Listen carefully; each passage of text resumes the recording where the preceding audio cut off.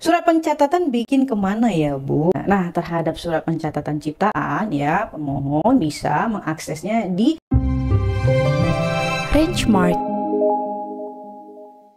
Ya, kita akan bacakan pertanyaan yang masuk ke akun YouTube Rangemart Co ID ya, dari @jvr Gudang Karet Mobil. Nah, pertanyaannya kita bacakan. Surat pencatatan bikin kemana ya, Bu? Mohon bimbingannya. Nah, terhadap surat pencatatan ciptaan ya, pemohon bisa mengaksesnya di akun iHak Cipta ya, akun iHak Cipta.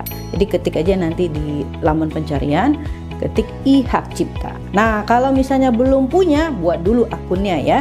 Nah, pastikan email yang dimasukkan adalah email yang aktif. Jadi bikin akunnya, setelah bikin akun nanti dapat username dan passwordnya, baru masuk ke akun iHak Cipta ya. Masukkan di sana, nanti akan muncul tampilannya, ada permohonan ciptaan baru gitu ya, ada menu pasca permohonan. Nah, nanti pilihnya di permohonan.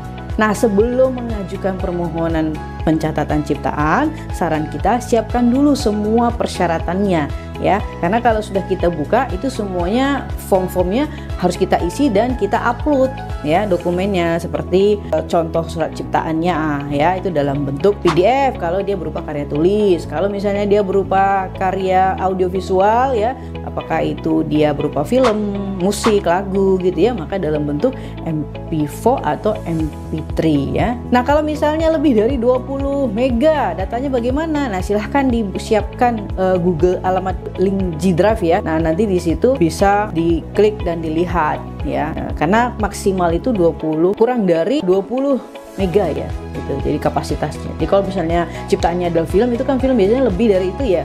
Nah, itu kan nggak bisa diupload tuh karena lebih dari 20. Nah, itu silahkan itu dimasukkan di dalam G Drive, link G Drive. Nanti link G Drive-nya dikopikan di laman kolom contoh ciptaan yang bisa di copy paste-kan laman G Drive-nya begitu. Nah, kemudian siapkan identitas pencipta dan identitas pemegang hak cipta kalau berbeda ya.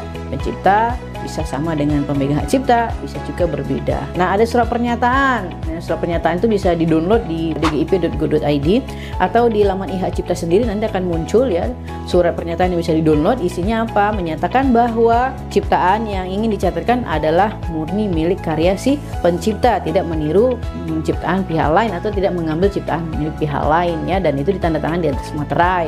Kemudian ada surat pernyataan pengalihan hak cipta jika pencipta tidak sama dengan pemegang hak cipta. Pemegang hak cipta di sini adalah pemohon ya. Jadi dibuat itu surat pernyataannya, itu juga bisa di-download, tinggal diisi datanya ya, datanya penciptanya siapa, pemegang hak ciptanya siapa. Nah, nanti ditandatangani di atas materai. Nah, kesemuanya itu ya, setelah ditandatangani silahkan di-scan ya. Dia harus dibuat dalam bentuk dokumen elektronik.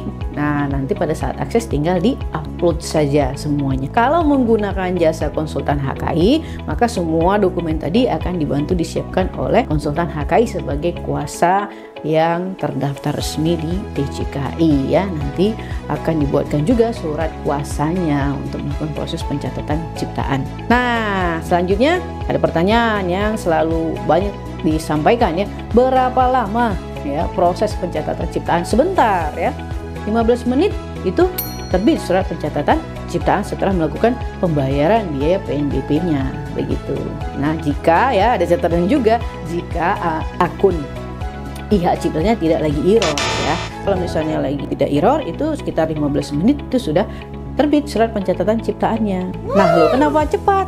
Karena pencatatan ciptaan itu tidak wajib ya. Jadi kita melakukan pencatatan ciptaan bukan meminta perlindungan. Beda dengan merek ya. Kalau merek, paten, desain, kita melakukan pendaftaran merek, paten, dan desain adalah meminta perlindungan. Karena dia meminta perlindungan, ada proses uji ya, ada proses pemeriksaan baik secara formalitas administratifnya maupun secara substansinya. Nah, sedangkan ciptaan tidak ada proses pemeriksaan formalitas maupun substansinya. Jadi itu tanggung jawab dari si pencipta atau si pemohon hak cipta yang mempertanggungjawabkan semua dokumen yang kita upload termasuk ciptaannya. Begitu. Nah, jadi untuk apa dicatatkan ya? Gunanya adalah untuk memberikan kemudahan kepada si pencipta atau si pemegang hak cipta ya, untuk menjadikan bukti permulaan ya bahwa ciptaan itu adalah miliknya. Karena di dalam surat pencatatan ciptaan itu ada identitas si pencipta, identitas pemegang hak cipta, dan ada judul ciptaannya, dan yang paling penting adalah tanggal mulai perlindungan hak ciptanya dimulai dari tanggal pertama kali ciptaan diumumkan di publik gitu ya. Jadi kalau misalnya kita catatkan hari ini, bukan berarti hari ini yang diumumkan. Bisa saja ya ciptaan itu sudah diumumkan 20 tahun lalu. Nah, itu bisa dicatatkan sekarang. Nah, biasanya ini digunakan atau dimudahkan ya bagi pencipta untuk apa? Misalnya mau melakukan pengalihan hak cipta atau mau melakukan lisensi hak cipta.